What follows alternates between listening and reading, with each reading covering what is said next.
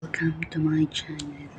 Yes guys, tips, awareness, and ideas ko to sa inyo sa mga paparating pa lang dito.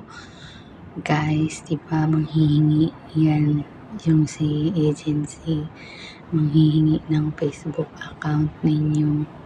Guys, okay lang naman ilagay nyo dyan yung mga Facebook account ninyo. Pero kung maaari, i-lock nyo yung profile guys, kasi alam nyo bakit nanghihingi yan sila? Kasi hinihingi yan, required yan ng mga amo natin dito sa Hong Kong. Hinihingi nila yan kasi nga tinitingnan nila. Guys, I tell you, pag hindi nila nagustuhan yung mga profile nyo, mga post ninyo, kung may mga sexy kayo na post guys, oo guys, hindi kayo yan guys, hindi kayo i-proceed guys, ika-cancel nila yung pag-hire nila sa'yo. Hindi ko lang alam kung may nakaraan ay hindi ko alam yun, yung kadalasan talaga ganun talaga guys, kasi may nababasa ako na ganyan. May nababasa ako at may nagtanong na din sa akin ng ganyan. Tapos may nabasa ako doon na kinancel yung niya, pag-hire sa kanya, kasi yung profile niya napaka-sexy niya dahil nag-bra at panty lang siya sa profile niya. Kasi I think nasa swimming siya noon. Oo. Tapos naka-open, naka-public yun, hindi naka-lock yung profile niya.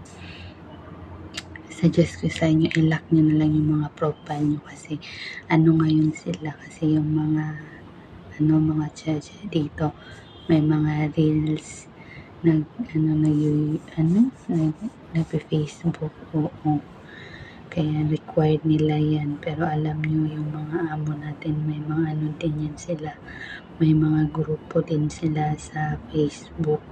O doon nila pinupost yung mga pagmumukha ninyo, yung mga hindi nila gusto or nakikita nila sa camera na hindi nila gusto, doon nila pinupost.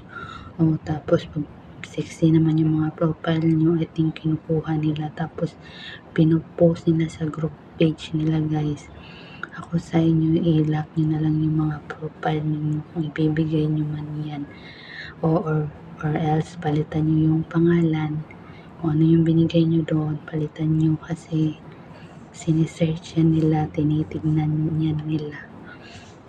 Kasi may friend ako na ganyan yung nangyari.